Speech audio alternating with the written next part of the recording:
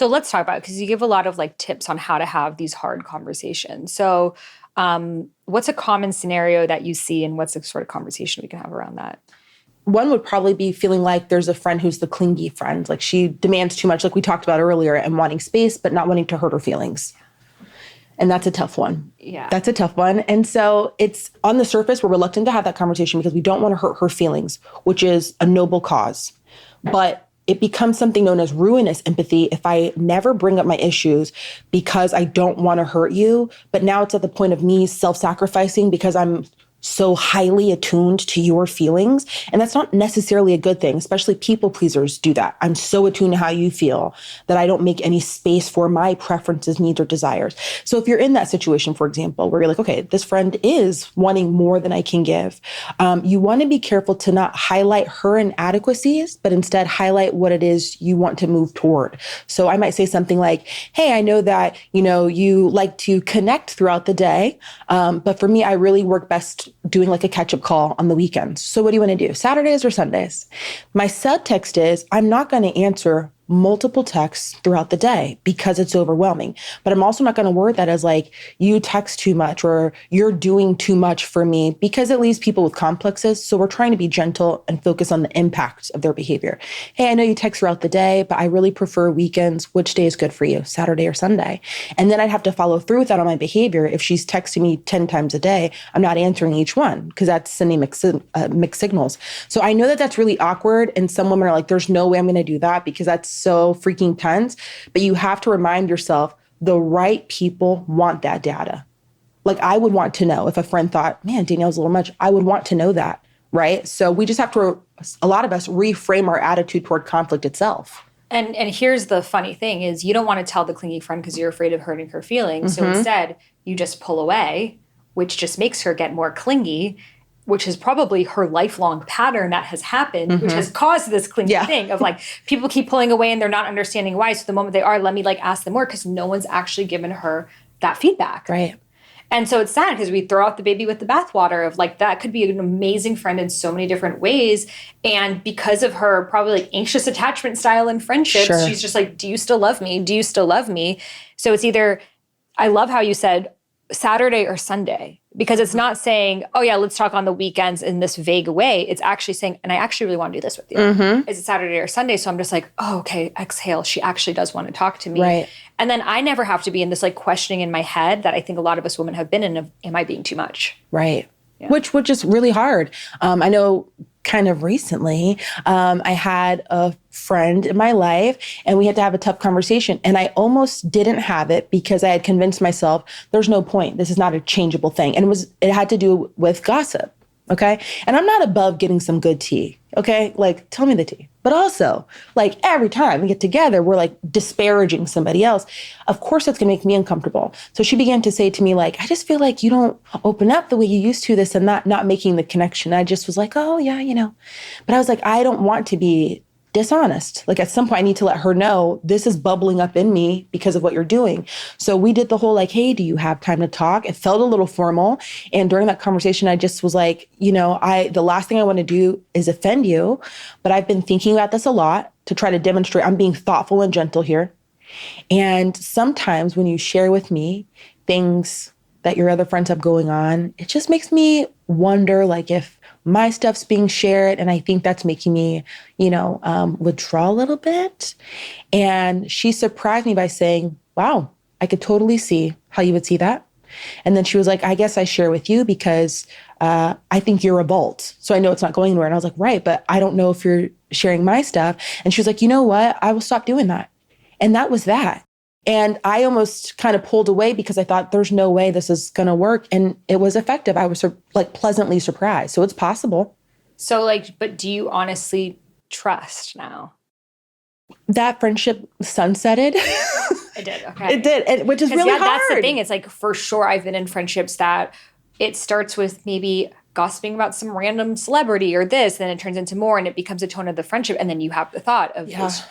And the thing is, they probably are. Yeah. They probably are. Yeah, which was really hard. It's hard to believe you're the only friend they ever gossip with. I know. And I wanted to believe her in it, and because of, other things. But I was glad to see that there was a change because I did notice when we get together, I was getting fewer updates around so-and-so's marriage or so-and-so's business. It was happening fewer, but trust is a big thing. And self-disclosure is such a thing in women's friendships. So as soon as you feel like that might be going outside of the vault, I think it would make anybody kind of pull away. It's really hard because like in my friendships, I'm such an open book. I share everything. And I'm not the kind that's like, okay, don't tell anyone this right now. I'm just assuming I'm telling you. And I had a situation that happened that I was sharing some personal like grievances with a friend, and she ended up sharing it with someone else who reached out to me because she wanted to interview me on her podcast about this thing that I don't even really know this person at all. So it was like, why are you telling it to this like podcast host and it was like, it felt like such a breach of my privacy. And I brought it up to that friend and she took ownership and she apologized, but she said, well, I just saw you were so open with your story. So I thought it was just an open thing to talk about. Yeah. And I'm like, I'm open with my story. Doesn't mean you can be open with my story. Yeah. And it was, I guess, this lesson of like, anything you do share with anyone can get out. So if it's genuinely something you don't want anyone to know, it's like just freaking write it in your journal. That's the truth, And I was like, wow, I guess I need to maybe be a little bit more clear. Like I'm sharing this with you. Maybe some people need that. For me, I assume whatever you tell me, I'm not telling you somewhere else. Some people maybe need that. Like, oh no, this right here is the confidential information. Yeah. So you bring up a good point because there is such an assumption that your friends are going to subscribe to the same ideas of what you think is normal, which again, I mean, I can't tell you how many times women have said to me like, Danielle, come on, that should be obvious. Right. That should be so, and I feel that way about a lot of things. I'm like, I should not have to explain that. You would be surprised. And so for myself personally, I have started saying, before I tell something that I wouldn't want to get out, oh, and this happened the other day. And wait, hold on, this, and I'm just telling you this, because I have not told anybody else this, but which kind of is tricky because that friend could take offense like, well, obviously, why do you feel the need to say that? So that can go sideways, but it just makes it very clear to everybody in the room, this item I'm about to share with you is a vault thing. Yes. But it's tricky. It's tricky. And, there are some signs that we can observe to let us know that this person is safe. I have one friend who, she never tells me the names of the people she's talking about. So she'll say like, oh my gosh, the other day, one of my friends, Like I can watch her be intentional about, I'm going to keep this confidential because my friend trusts me.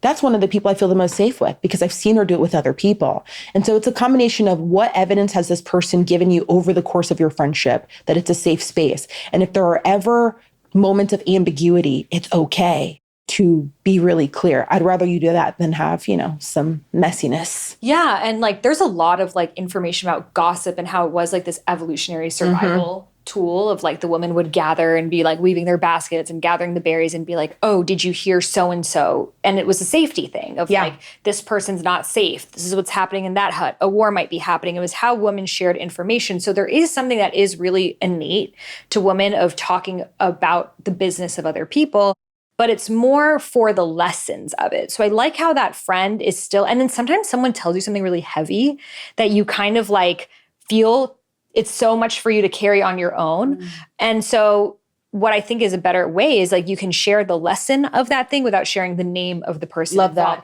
But the thing is, some people get nosy and then they're like, who are you talking about? Who? Okay, you're my best friend. You need to tell me. And then it's like, and the thing is, most people don't just have one best friend. You have multiple. That's because the best friend is a tier, as we know. And and that's where it gets tricky, but it's hard because I do understand like, with my friends, we definitely talk about like celebrity things and things because we like to break down like, oh, what's really happening with Justin and Hailey Bieber.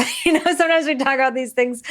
TikTok brought me there. I didn't choose it. But the sad truth I realize is like, I'm probably that lesson for someone. Like two girls are probably sitting around like, oh, well, look at what happened with Sahara or look at what happened with that. And then I was also had to become okay with that too. Yeah. Of like, and it's not the end of the world if people gossip about you. But it's hard because it brings up this massive unsafety thing of like, what's happening to my reputation? Because if my reputation is not there, then I am not safe. So 100%. It's like all this evolutionary stuff. Yeah, 100%. Yeah. And I always like to say there's a sociolinguist, her name is Deborah Tannen, and she always says, ask yourself the question, am I talking about or am I talking against? because that is why we're so like, we have the sixth sense and all these things. We exchange information. That's just what we do. And we're often the social hubs of our family of what's going on. But this is how I get access to resources. This is how I know what the norms are in our neighborhood or in this culture, is talking and hearing from other people. This is how I know who's a foe and who's an ally, to hear people say like, oh, she did this. You know, be careful. It might feel like gossip, but it also trains me.